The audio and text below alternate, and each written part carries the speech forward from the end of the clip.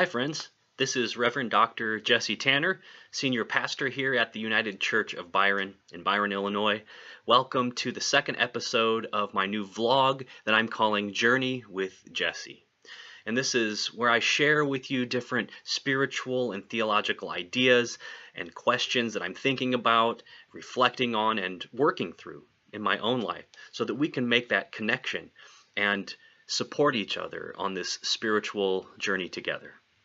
These days, it seems like a growing number of major political and religious leaders have been using Jesus to promote all kinds of dishonesty and corruption, promoting policies that mistreat people, dehumanize whole groups of people, particularly minority voices, and discriminate against people in the name of Jesus, of course. In the face of this, I've been asking myself the question, and I invite you into this conversation as well. How does all of this line up with the Jesus of the Gospels, with the good news message and ministry Jesus proclaimed and lived in his life? To me, all of this boils down to what I want to focus on today, which is Jesus's identity. Who is Jesus? And what does that mean for how we live our lives and how we treat other people, how we show up in this world? I mean, in all four of the Gospels, Jesus asks this question of his disciples and asks of us who, consider ourselves followers of Jesus. He asks it of us today as well. Who do you say I am? Who do you say I am? I mean, there are all kinds of Jesuses out there in the world today, different images and conceptions of who he is and what he's all about.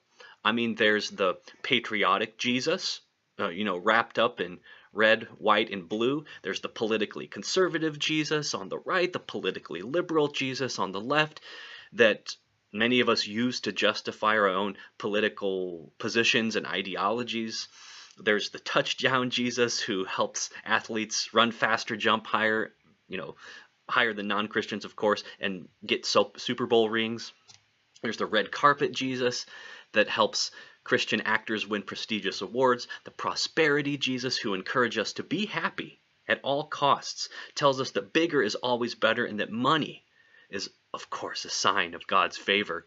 There's the hipster Jesus who drinks fair trade coffee, loves spiritual conversations, drives a hybrid, and goes dumpster diving. There's, of course, the Lone Ranger Jesus, who's all about, first and foremost, meeting your own personal needs, your personal individual wants, and your personal desires alone. And preferably right now, right?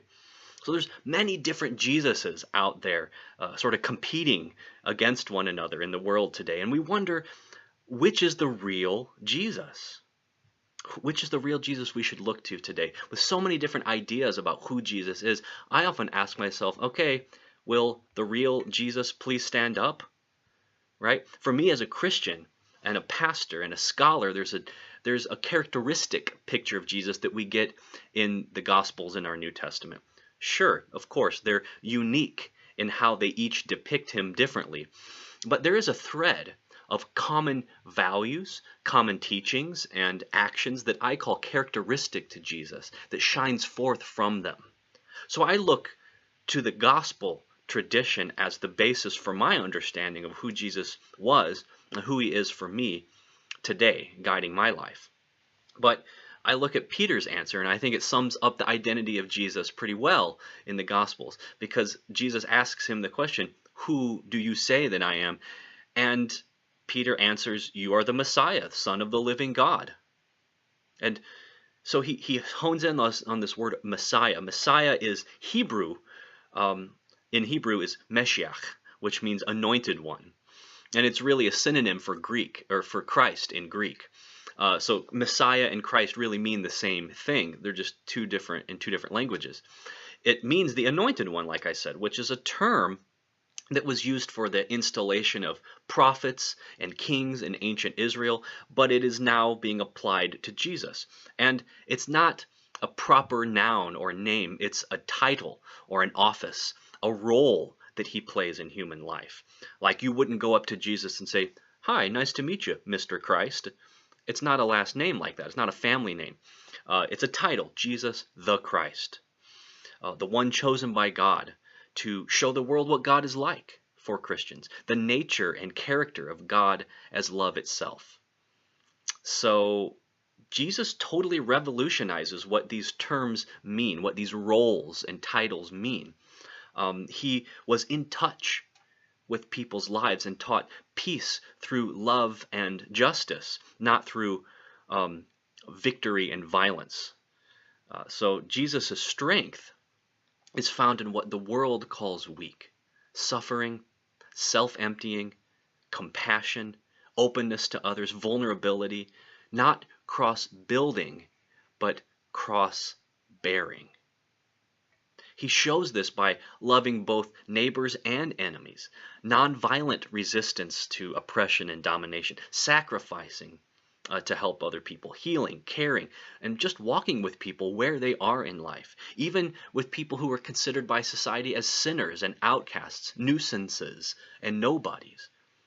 This is the picture of Jesus and who he is that we discover in the Gospels, in the New Testament tradition. No matter if we're Christian or not, Jesus invites us to be a part of a new reality, a new kind of reality, a new way of living together, grounded in that path that Jesus showed us, that we should live fully into our humanity and our potential. It's about working for equality and justice in our society.